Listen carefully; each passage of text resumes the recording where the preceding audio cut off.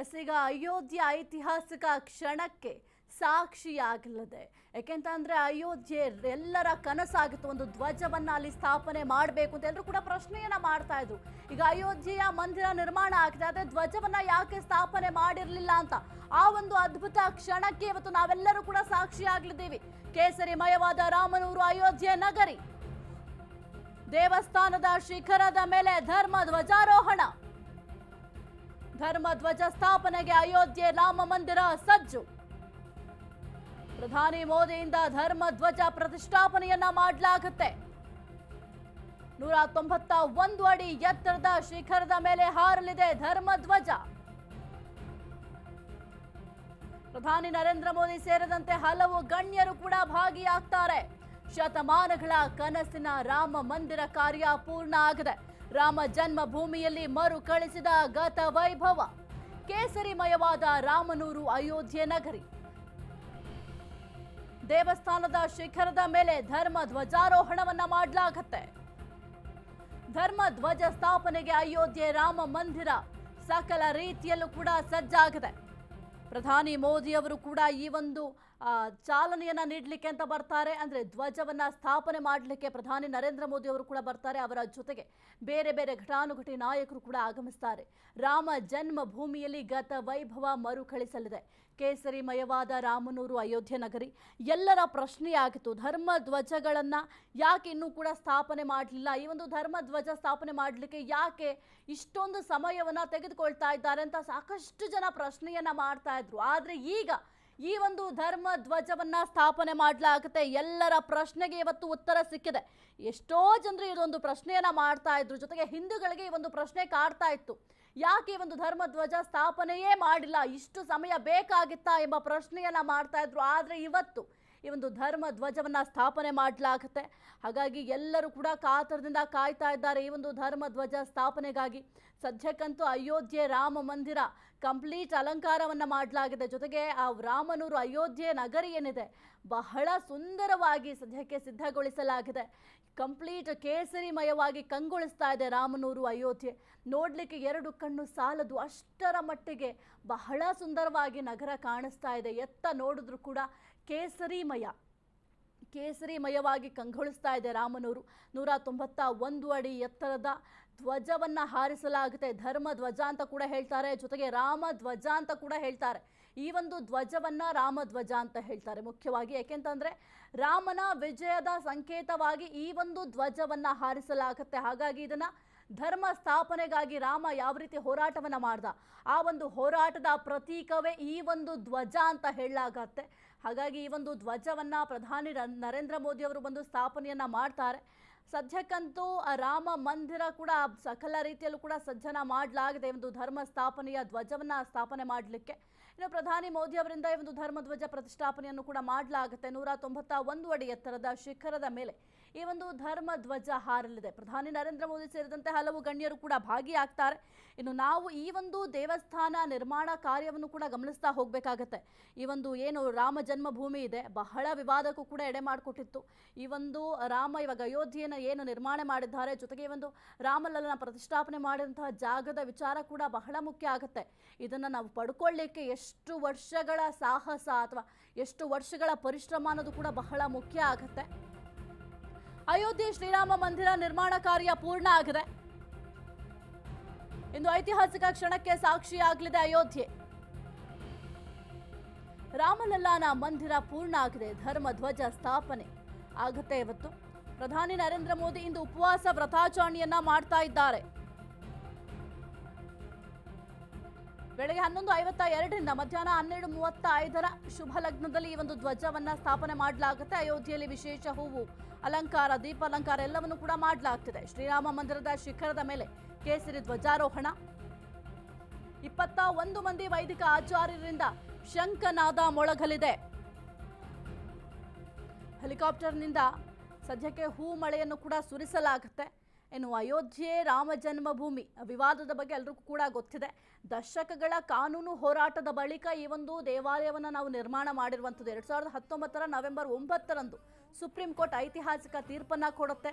ವಿವಾದಿತ ಏನು 2.77 ಎಕರೆ ಜಮೀನಿದೆ ಅದು ಶ್ರೀರಾಮನಿಗೆ ಸೇರಿದೆ ಅಂತ ಮಹತ್ವದ ತೀರ್ಪನ್ನ ಹೊರಡಿಸುತ್ತೆ. ಎಲ್ಲರ ಕನಸಾಗಿತ್ತು ಇಲ್ಲಿ ಒಂದು ರಾಮಲಲ್ಲಾ ದೇವಸ್ಥಾನವನ್ನ ಅಂದ್ರೆ ರಾಮನನ್ನ ಪ್ರತಿಷ್ಠಾಪನೆ ಮಾಡಬೇಕು ಅಂತ. ಆ ಒಂದು ತೀರ್ಪೇನಿದೆ ಎಷ್ಟೋ ಹಿಂದೂಗಳ, ಎಲ್ಲಾ ಹಿಂದೂಗಳು ಅಂತ ಹೇಳಬಹುದು, ಎಲ್ಲಾ ಹಿಂದೂಗಳ ಕನಸನ್ನ ನನಸು ಮಾಡಿದಂತ ಆ ಕ್ಷಣ ಅಂದೇ ಈ ಒಂದು ರಾಮಲಲ್ಲಾ ಪ್ರತಿಷ್ಠಾಪನೆ ಮಾಡಲೇಬೇಕು ಅಂತ ಈ ಒಂದು ದೇವಸ್ಥಾನವನ್ನು ಬಹಳ ಅದ್ಭುತವಾಗಿ ವಿನ್ಯಾಸವನ್ನು ಮಾಡಿದ್ದಾರೆ. ನೀವು ಕೂಡ ಗಮನಿಸಬಹುದು, ಆ ಒಂದು ದೇವಸ್ಥಾನಕ್ಕೆ ಹೋದಂತಹ ಸಂದರ್ಭದಲ್ಲಿ ಪ್ರತಿಯೊಂದು ಕೂಡ ನಮ್ಮ ಸಂಪ್ರದಾಯ ಸಂಸ್ಕೃತಿಯನ್ನ ಸಾರುವ ರೀತಿಯಲ್ಲಿ ಆ ಒಂದು ದೇವಸ್ಥಾನವನ್ನು ವಿನ್ಯಾಸ ಮಾಡಲಾಗಿದೆ. ಜೊತೆಗೆ ಏನು ಮಸೀದಿಗಾಗಿ ಅಯೋಧ್ಯೆಯಲ್ಲಿ ಬೇರೆಡೆ 5 ಎಕರೆ ಜಾಗವನ್ನು ಕೂಡ ಸರ್ಕಾರ ಕೊಡಬೇಕು ಅಂತ ಕೂಡ ಸರ್ಕಾರ ಆ ಒಂದು ಟೈಮಲ್ಲಿ ಕೋರ್ಟ್ ಆದೇಶವನ್ನು ಕೂಡ ಹೊರಡಿಸಿತ್ತು. 2020 ಆಗಸ್ಟ್ 5ರಂದು ಪ್ರಧಾನಿ ನರೇಂದ್ರ ಮೋದಿ ಅಯೋಧ್ಯೆಗೆ ಆಗಮಿಸಿ ರಾಮ ಮಂದಿರದ ಶಿಲಾನ್ಯಾಸ ಕೂಡ ಮಾಡಿದ್ರು. ಆ ಒಂದು ಸಂದರ್ಭದಲ್ಲೂ ಕೂಡ ಪ್ರಧಾನಿ ನರೇಂದ್ರ ಮೋದಿ ಅವರು ಆಗಮಿಸಿ ಶಿಲಾನ್ಯಾಸ ಮಾಡಿದ್ರು. ಜೊತೆಗೆ 2024 ಜನವರಿ 22ರಂದು ಪ್ರಧಾನಿ ಮೋದಿ ನೇತೃತ್ವದಲ್ಲಿ ಶ್ರೀರಾಮನ ಪ್ರಾಣ ಪ್ರತಿಷ್ಠಾಪನೆ ನಡೆಯಿತು. ಎಲ್ಲ ಹಿಂದೂಗಳ ಕನಸು ಅವತ್ತು ನನಸಾಯಿತು. ನಮ್ಮ ರಾಮ ಮಂದಿರ ನಿರ್ಮಾಣ ಆಯಿತು, ರಾಮಲಲ್ಲನ ಪ್ರತಿಷ್ಠಾಪನೆಯನ್ನ ಮಾಡಲಾಯಿತು ಜನವರಿ 22ರಂದು. ಈಗ ಇಡೀ ಮಂದಿರದ ಕಾಮಗಾರಿ ಪೂರ್ಣ ಆಗಿದೆ. ಹಾಗಾಗಿ ಈ ಒಂದು ರಾಮ ಧ್ವಜವನ್ನ ನಿರ್ಮಾಣ ಮಾಡಲಿಕ್ಕೆ ಸಕಲ ರೀತಿಯಲ್ಲೂ ಕೂಡ ಸಜ್ಜಾಗಿದೆ. ಜೊತೆಗೆ ನೀವು ಹೋಗಿ ಅಯೋಧ್ಯೆ ನಗರವನ್ನ ಈಗ ವೀಕ್ಷಣೆ ಮಾಡಬೇಕು, ಬಹಳ ಸುಂದರವಾಗಿ ಸಿದ್ಧಗೊಂಡಿದೆ ಈ ಒಂದು ರಾಮ ಧ್ವಜವನ್ನ ಪ್ರತಿಷ್ಠಾಪನೆ ಮಾಡಲಿಕ್ಕೆ. ಜೊತೆಗೆ ಈಗ ಅಲ್ಲಿ ಭದ್ರತೆಯ ವಿಚಾರಕ್ಕೆ ಬರೋದಾದ್ರೂ ಕೂಡ ಸಕಲ ರೀತಿಯಲ್ಲೂ ಕೂಡ ಭದ್ರತೆಯನ್ನು ಒದಗಿಸಿಕೊಟ್ಟಿದ್ದಾರೆ. ಪ್ರಧಾನಿ ನರೇಂದ್ರ ಮೋದಿ ಅವರು ಆಗಮಿಸ್ತಾರೆ, ಜೊತೆಗೆ ಬೇರೆ ಬೇರೆ ಗಣ್ಯಾತಿ ವ್ಯಕ್ತಿಗಳು ಆಗಮಿಸ್ತಾರೆ. ಜೊತೆಗೆ ಅಲ್ಲಿರುವಂತಹ ಸ್ಥಳೀಯರಿಗೂ ಕೂಡ ಯಾವುದೇ ರೀತಿಯ ತೊಂದರೆಗಳಾಗಬಾರ್ದು, ಅದರ ನಿಟ್ಟಿನಲ್ಲಿ ಎಲ್ಲಾ ರೀತಿಯಲ್ಲೂ ಕೂಡ ಭದ್ರತಾ ಕಾರ್ಯವನ್ನ ಕೈಗೊಳ್ಳಲಾಗಿದೆ. ಹೂವಿನ ಅಲಂಕಾರವನ್ನ ಮಾಡಲಾಗಿದೆ. ಬೆಳಗ್ಗೆಯಿಂದಲೂ ಕೂಡ ಪೂಜೆ ಪುನಸ್ಕಾರ ಎಲ್ಲವೂ ಕೂಡ ರಾಮನಿಗೆ ಸಮರ್ಪಣೆಯನ್ನ ಮಾಡಲಾಗ್ತಾ ಇದೆ. ನಿನ್ನೆಯಿಂದಲೂ ಕೂಡ ಒಂದು ಧರ್ಮದ ವಿಧಿವಿಧಾನಗಳೇನಿದ್ದಾವೆ, ಯಾಕೆಂತಂದ್ರೆ ಇವತ್ತು ಧ್ವಜವನ್ನ ಪ್ರತಿಷ್ಠಾಪನೆ ಮಾಡಬೇಕು, ರಾಮಧ್ವಜ ಅಥವಾ ಧರ್ಮಧ್ವಜ ಅಂತ ಏನೇ ಹೇಳ್ತೀವಿ, ಇದನ್ನ ಪ್ರತಿಷ್ಠಾಪನೆ ಮಾಡಬೇಕು ಅಂತ ನಿನ್ನೆಯಿಂದಲೂ ಕೂಡ ಸಾಕಷ್ಟು ಪೂಜೆ ಪುನಸ್ಕಾರ ಕಾರ್ಯಗಳೆಲ್ಲವನ್ನು ಕೂಡ ಮಾಡ್ತಾ ಇದ್ದಾರೆ.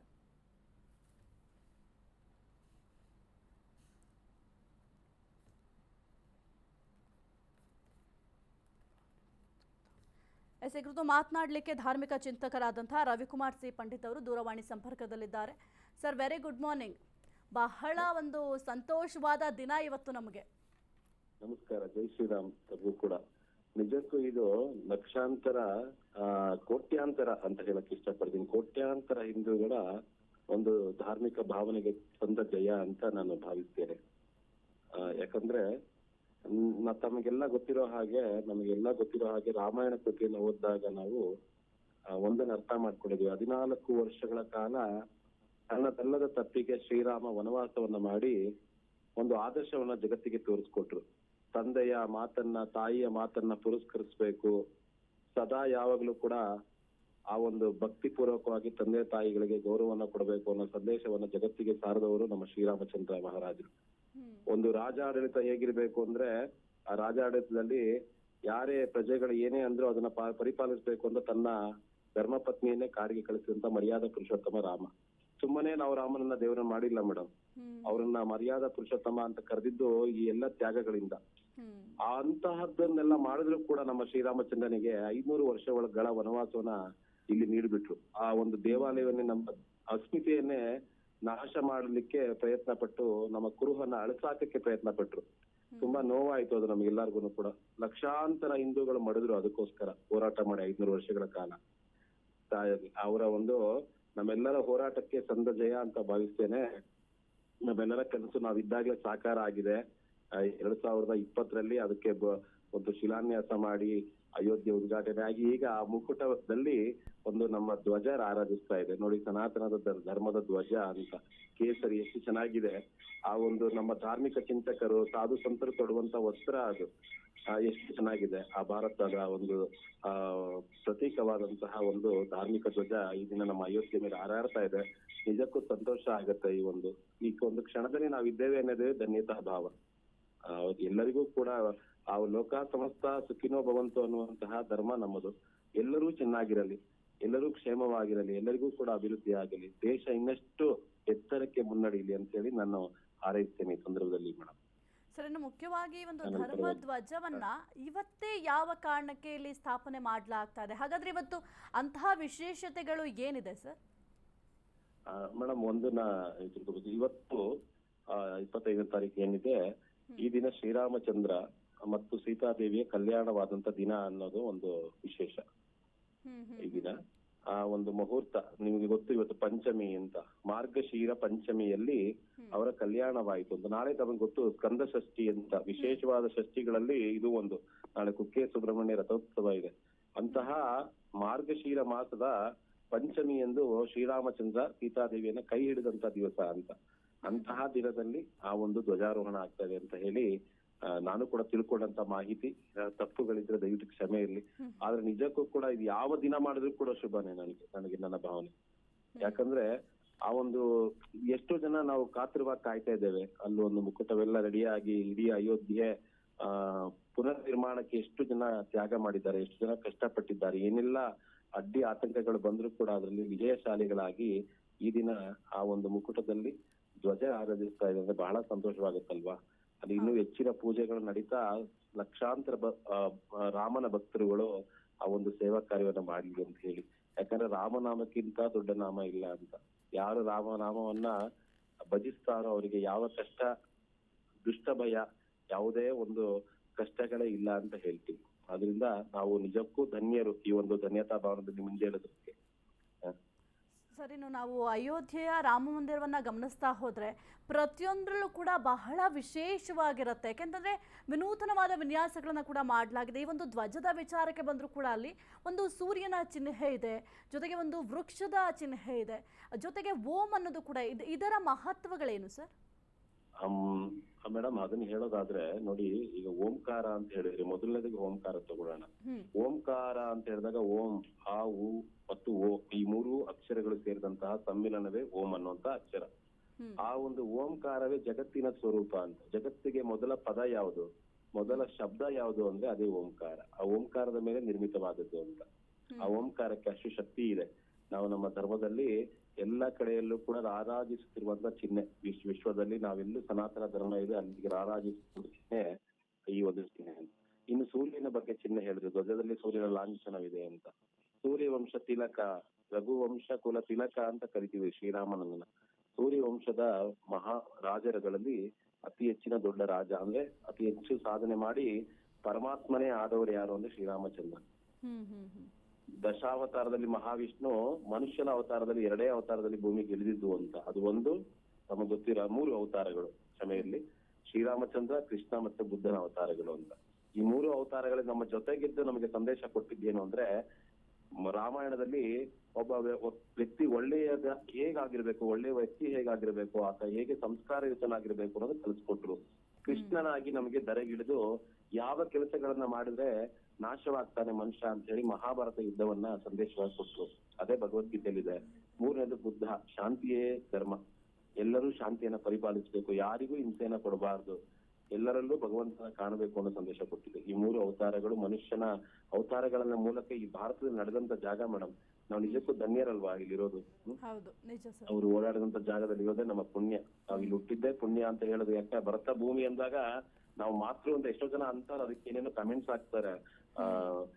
ಏನು ಅಮ್ಮ ಅಂತ ಕರೆಯೋದು ಭಾರತ ಮಾತೆಯನ್ನ, ಹಾಗೆ ಹೀಗೆ ಅಂತ. ಯಾಕೆ ನಾವು ತಾಯಿಗೆ ಆ ಗೌರವ ಕೊಡ್ತೀವಿ ಅಂದ್ರೆ ತಾಯಿಗಿಂತ ದೊಡ್ಡ ದೇವರಿಲ್ಲ ಅಂತ ನಮ್ ಸಂಸ್ಕೃತಿ ಹೇಳ್ಕೊಟ್ಟಿದೆ. ಎಲ್ಲದಕ್ಕೂ ನೋಡಿ, ನದಿ ತೀರ್ಥ ಕ್ಷೇತ್ರಗಳಿಗೆಲ್ಲಕ್ಕೂ ಹೆಣ್ಮಕ್ಳು ಹೆಸರಿಟ್ಟಿದ್ದೀವಿ, ಆಯ್ತಾ. ಭಾರತ ಮಾತೆಯನ್ನ ನಾವು ತಾಯಿ ಅಂತ ಕರಿತೀವಿ, ಹಾಗೆ ಕನ್ನಡ ಮಾತೆಯನ್ನು ನಾವು ತಾಯಿ ಅಂತ ಕರಿತೀವಿ. ಹಾಗಾಗಿ ಮಾತೃಸ್ಥಾನವನ್ನ ಕೊಟ್ಟಿದ್ದೀವಿ ಅಂತ ಭಾವನೆ. Okay, thank you sir. Ashwavega news ಜೊತೆ ಮಾತನಾಡಿದಕ್ಕೆ ನಮ್ಮ ವೀಕ್ಷಕರಿಗೂ ಕೂಡ ಸಾಕಷ್ಟು ಮಾಹಿತಿನ ತಿಳಿಸ್ಕೊಟ್ರಿ. ಎಸ್, ನಿಜಕ್ಕೂ ಕೂಡ ಬಹಳ ಒಂದು ಅದ್ಭುತವಾದ ಕ್ಷಣ ಇವತ್ತು. ಎಲ್ಲರೂ ಕೂಡ ಈ ಒಂದು ಅದ್ಭುತ ಕ್ಷಣಕ್ಕಾಗಿ ಕಾತರದಿಂದ ಕಾಯ್ತಾ ಇದ್ರು. 20 ಅಡಿ ಉದ್ದ, 10 ಅಡಿ ಎತ್ತರದ ತ್ರಿಕೋನಾಕಾರದ ಕೇಸರಿ ಧ್ವಜ. ಈ ಒಂದು ಧರ್ಮ ಧ್ವಜದ ವೈಶಿಷ್ಟ್ಯತೆಗಳನ್ನು ನೋಡ್ತಾ ಹೋದರೆ ಬಹಳ ಅದ್ಭುತವಾಗಿದೆ ಈ ಒಂದು ಧರ್ಮ ಧ್ವಜದ ವೈಶಿಷ್ಟ್ಯ. ಇದರಲ್ಲಿ ಸೂರ್ಯ ವಂಶದ ಸೂರ್ಯನ ಚಿಹ್ನೆ ಇದೆ, ಓಂ ಇದೆ, ಜೊತೆಗೆ ಕೋವಿದಾರ ವೃಕ್ಷ ಇದೆ. ಇನ್ನು ಗುರುಗಳು ಮಾತನಾಡ್ತಾ ಹೇಳ್ತಾ ಇದ್ರು ಅದರ ಮಹತ್ವ ಏನು ಅನ್ನೋದ್ರ ಬಗ್ಗೆ. ಇನ್ನು ಈ ಒಂದು 3 ಚಿಹ್ನೆಗಳು ರಾಮ ರಾಜ್ಯದ ಘನತೆ ಆಗಿರಬಹುದು, ಏಕತೆ, ಸಂಸ್ಕೃತಿ, ಇದೆಲ್ಲದರ ಸಂಕೇತ ಆಗಿದೆ ಆ ಒಂದು ಧ್ವಜದಲ್ಲಿರುವಂತಹ ಚಿಹ್ನೆಗಳು. 161 ಅಡಿ ಎತ್ತರದ ಶಿಖರದ ಮೇಲೆ 30 ಅಡಿ ಎತ್ತರದ ಧ್ವಜಸ್ತಂಭ ಇದು. ಇವತ್ತು ಏನು ಸ್ಥಾಪನೆಯನ್ನ ಮಾಡ್ತಾರೆ, ಬಹಳ ವಿಶೇಷವಾದಂತಹ ಧ್ವಜಸ್ತಂಭ ಇದು. ಧ್ವಜಸ್ತಂಭ 360 ಡಿಗ್ರಿ ತಿರುಗುವ ರೀತಿ ಬೇರಿಂಗ್ ಬಾಲ್ಗಳ ಬಳಕೆಯನ್ನ ಮಾಡಲಾಗಿದೆ ಈ ಒಂದು ಧ್ವಜಸ್ತಂಭದಲ್ಲಿ. ಒಂದು ಧರ್ಮ ಧ್ವಜವನ್ನ ಸ್ಥಾಪನೆ ಮಾಡಲಿಕ್ಕೆ ಒಂದು ಧ್ವಜಸ್ತಂಭ ಬೇಕಲ್ಲ, ಆ ಒಂದು ಧ್ವಜಸ್ತಂಭದ ವಿಶೇಷತೆ ಕೂಡ ಬಹಳ ಸುಂದರವಾಗಿದೆ. ಪ್ಯಾರಾಚೂಟ್ನ ನೈಲಾನ್ ಫ್ಯಾಬ್ರಿಕ್ ಮತ್ತು ರೇಷ್ಮೆ ದಾರವನ್ನ ಬಳಕೆ ಮಾಡಲಾಗಿದೆ ಈ ಒಂದು ಧರ್ಮ ಧ್ವಜದಲ್ಲಿ. ಗಂಟೆಗೆ 200 ಕಿಲೋಮೀಟರ್ ವರೆಗೆ ಬೀಸುವ ಗಾಳಿಯನ್ನ ತಡೆದುಕೊಳ್ಳುವ ಶಕ್ತಿ ಈ ಒಂದು ರಾಮ ಧ್ವಜಕ್ಕಿದೆ. 20 ಅಡಿ ಉದ್ದ ಮತ್ತು 10 ಅಡಿ ಎತ್ತರದ ತ್ರಿಕೋನಾಕಾರದ ಕೇಸರಿ ಧ್ವಜ, ಸನಾತನ ಧರ್ಮವನ್ನ ಎತ್ತಿ ಹಿಡಿಯುವಂತ ಕೇಸರಿ ಧ್ವಜ ಇದು. ಸೂರ್ಯವಂಶದ ಸೂರ್ಯನ ಚಿಹ್ನೆ ಇದೆ, ಓಂ ಮತ್ತು ಕೋವಿದಾರ ವೃಕ್ಷ ಇದೆ. ಇನ್ನು ಸೂರ್ಯವಂಶದ ಚಿಹ್ನೆ ಯಾಕೆ ಅಂತ ಅಂದ್ರೆ ಶ್ರೀರಾಮಚಂದ್ರ ಸೂರ್ಯ ವಂಶಕ್ಕೆ ಸೇರಿದವರು, ಹಾಗಾಗಿ ಒಂದು ಸೂರ್ಯನ ಚಿಹ್ನೆ ಇದೆ. ಜೊತೆಗೆ ಈ ಒಂದು ಓಂ ಅನ್ನೋದು ನಮ್ಮ ಹಿಂದೂಗಳಲ್ಲಿ ಬಹಳ ಒಂದು ಒಳಿತನ್ನ ಮಾಡುತ್ತೆ. ಇಂದು ಈ ಒಂದು ಓಂಕಾರ ಏನಿದೆ, ಪ್ರತಿಯೊಂದು ಮಂತ್ರಗಳನ್ನ ಅಥವಾ ದೇವರ ಆರಾಧನೆಯನ್ನ ಮಾಡುವಂತಹ ಸಂದರ್ಭದಲ್ಲಿ ಪ್ರತಿಯೊಬ್ಬರು ಕೂಡ ಈ ಒಂದು ಓಂ ಅನ್ನ ಹೇಳ್ತಾರೆ. ಈ ಒಂದು ಓಂ ಅನ್ನೋದು ಒಂದು ಒಳಿತಿನ ಸಂಕೇತ ಅಂತ ಕೂಡ ಹೇಳಲಾಗುತ್ತೆ. ಇನ್ನು ಧ್ವಜಸ್ತಂಭ 360 ಡಿಗ್ರಿ ತಿರುಗುವ ರೀತಿ ಬೇರಿಂಗ್ ಬಾಲ್ಗಳ ಬಳಕೆಯನ್ನು ಕೂಡ ಆ ಒಂದು ಧ್ವಜಸ್ತಂಭದಲ್ಲಿ ಮಾಡಲಾಗಿದೆ. ಇನ್ನು ಪ್ಯಾರಾಚೂಟ್ನ ನೈಲಾನ್ ಫ್ಯಾಬ್ರಿಕ್ ಜೊತೆಗೆ ರೇಷ್ಮೆ ದಾರವನ್ನ ಈ ಒಂದು ಧ್ವಜದಲ್ಲಿ ಬಳಕೆಯನ್ನ ಮಾಡಲಾಗಿದೆ. ಗಂಟೆಗೆ 200 ಕಿಲೋಮೀಟರ್ ವರೆಗೆ ಬೀಸುವ ಗಾಳಿಯನ್ನ ತಡೆದುಕೊಳ್ಳುವ ಶಕ್ತಿ ಈ ಒಂದು ಧ್ವಜಕ್ಕಿದೆ. ಬಹಳ ವೈಶಿಷ್ಟ್ಯತೆಗಳಿಂದ ನಮ್ಮ ಧರ್ಮ ಧ್ವಜ ಕೂಡಿದೆ. ಕೇವಲ ಧರ್ಮ ಧ್ವಜ ಅಂತಲ್ಲ, ಅಲ್ಲಿರುವಂತಹ ಪ್ರತಿಯೊಂದು ವಿಚಾರವೂ ಅಷ್ಟೇ ಬಹಳ ವಿನೂತನವಾಗಿದೆ, ಬಹಳ ವೈಶಿಷ್ಟ್ಯವನ್ನ ಸಾರುವಂತಹ ರೀತಿಯಲ್ಲಿದೆ. ಜೊತೆಗೆ ನಮ್ಮ ಸಂಪ್ರದಾಯ, ಸಂಸ್ಕೃತಿ, ಸನಾತನ ಧರ್ಮ ಎಲ್ಲವನ್ನೂ ಕೂಡ ಎತ್ತಿ ಹಿಡಿಯುವುದರ ಸಂಕೇತವೇ ಈ ಒಂದು ರಾಮಲಲ್ಲಾ ದೇವಾಲಯ ಅಂತ ಹೇಳಬಹುದು, ಅಯೋಧ್ಯೆ ನಗರಿ ಅಂತ ಹೇಳಬಹುದು. ಈ ಒಂದು ಪುಣ್ಯ ಕ್ಷೇತ್ರ ಏನಿದೆ, ಈಗ ಆ ಒಂದು ಪುಣ್ಯ ಕ್ಷೇತ್ರದಲ್ಲಿ ಈ ಒಂದು ಧರ್ಮ ಧ್ವಜವನ್ನ ಸ್ಥಾಪನೆ ಮಾಡಲಾಗ್ತಾ ಇದೆ. ಎಲ್ಲರೂ ಕೂಡ ಬಹಳ ಕಾತರದಿಂದ ಕಾಯ್ತಾ ಇರುವಂತಹ ಈ ಒಂದು ಧರ್ಮ ಧ್ವಜವನ್ನ ಸ್ಥಾಪನೆ ಮಾಡಲಾಗುತ್ತೆ. ಇವತ್ತು ಧರ್ಮ ಧ್ವಜಾರೋಹಣಕ್ಕೆ ಭದ್ರತಾ ಪಡೆಗಳ ಸರ್ಪಕಾವಲನ್ನು ನೀಡಲಾಗಿದೆ. ಅಯೋಧ್ಯೆಯಲ್ಲಿ 10,000ಕ್ಕೂ ಹೆಚ್ಚು ಭದ್ರತಾ ಸಿಬ್ಬಂದಿಗಳನ್ನು ನಿಯೋಜನೆ ಕೂಡ ಮಾಡಲಾಗಿದೆ. ATS commando, NSG snipers, cyber expert ಎಲ್ಲರನ್ನು ಕೂಡ ನಿಯೋಜನೆ ಮಾಡಲಾಗಿದೆ. ಸ್ಥಳೀಯ ಪೊಲೀಸರು ಭಾರಿ ಸಂಖ್ಯೆಯಲ್ಲಿ ನಿಯೋಜನೆಯನ್ನ ಮಾಡಲಾಗಿದೆ. ಪ್ರಧಾನಿ ಆಗಮನದ ಹಿನ್ನೆಲೆ ರಾಮನೂರಿನಲ್ಲಿ ಭಾರೀ ಭದ್ರತೆಯನ್ನ ಒದಗಿಸಲಾಗಿದೆ. ಭದ್ರತೆಗೆ 14 ಎಸ್ಪಿಗಳು, 30 ASPಗಳನ್ನು ಕೂಡ ನಿಯೋಜನೆ ಮಾಡಲಾಗಿದೆ. ಮಹಿಳಾ ಸಿಬ್ಬಂದಿ ಸೇರಿ 10,000ಕ್ಕೂ ಹೆಚ್ಚು ಸಿಬ್ಬಂದಿಗಳನ್ನ ನಿಯೋಜನೆ ಮಾಡಲಾಗಿದೆ. ವಿಶೇಷ ಭದ್ರತಾ ಘಟಕಗಳು, ATS ಕಮಾಂಡೋ, NSG ಸ್ವೈಪರ್, 16 ಸಂಚಾರ ನಿರೀಕ್ಷಕರು, 130 ಸಂಚಾರ ಸಬ್ ಇನ್ಸ್ಪೆಕ್ಟರ್ಗಳು, ಸಂಚಾರ ನಿರ್ವಹಣೆಗೆ 6,000ಕ್ಕೂ ಹೆಚ್ಚು ಸಿಬ್ಬಂದಿಗಳನ್ನ ನಿಯೋಜನೆ ಮಾಡಲಾಗಿದೆ. ಸಾಕಷ್ಟು ಭದ್ರತೆಯಲ್ಲಿ ಒದಗಿಸಲಾಗಿದೆ. ಯಾಕೆಂತಂದ್ರೆ ಪ್ರಧಾನಿ ನರೇಂದ್ರ ಮೋದಿ ಅವರು ಕೂಡ ಈ ಒಂದು ಧ್ವಜ ಸ್ಥಾಪನೆಗೆ ಆಗಮಿಸ್ತಾರೆ. ಜೊತೆಗೆ ಘಟಾನುಘಟಿ ನಾಯಕರುಗಳು ಕೂಡ ಬರ್ತಾರೆ. ಹಾಗಾಗಿ ಅಲ್ಲಿರುವಂತಹ ಸ್ಥಳೀಯರಿಗೂ ಕೂಡ ಯಾವುದೇ ರೀತಿಯ ತೊಂದರೆಗಳಾಗಬಾರದು. ಇದರ ನಿಟ್ಟಿನಲ್ಲಿ ಸದ್ಯಕ್ಕೆ 10,000ಕ್ಕೂ ಹೆಚ್ಚು ಪೊಲೀಸರನ್ನ ಅಲ್ಲಿ ನಿಯೋಜನೆ ಕೂಡ ಮಾಡಲಾಗಿದೆ. ಸಾರ್ವಜನಿಕರು ಕೂಡ ಈ ಒಂದು ಅದ್ಭುತ ಕ್ಷಣಕ್ಕೆ ಸಾಕ್ಷಿಯಾಗಲಿಕ್ಕೆ ಅಂತ ದೇಶ ವಿದೇಶಗಳಿಂದ ಬರೋರು ಕೂಡ ಇರ್ತಾರೆ. ಜೊತೆಗೆ ಹೊರ ರಾಜ್ಯಗಳಿಂದಲೂ ಕೂಡ ಬರ್ತಾರೆ. ಅವರೆಲ್ಲರಿಗೂ ಕೂಡ ಭದ್ರತೆಯನ್ನು ಒದಗಿಸಬೇಕಾಗತ್ತೆ. ಹಾಗಾಗಿ ಒಂದು ಭದ್ರತೆಯ ನಿಟ್ಟಿನಲ್ಲಿ 10,000ಕ್ಕೂ ಹೆಚ್ಚು ಪೊಲೀಸರನ್ನ ಈ ಒಂದು ರಾಮನೂರು ಅಯೋಧ್ಯೆಯಲ್ಲಿ ನಿಯೋಜನೆ ಕೂಡ ಮಾಡಲಾಗಿದೆ. ಪ್ರತಿಯೊಂದು ವಾಹನಗಳನ್ನ ತಪಾಸಣೆ ಮಾಡುವ ಕೆಲಸವನ್ನು ಕೂಡ ಪೊಲೀಸರು ಮಾಡ್ತಾ ಇದ್ದಾರೆ.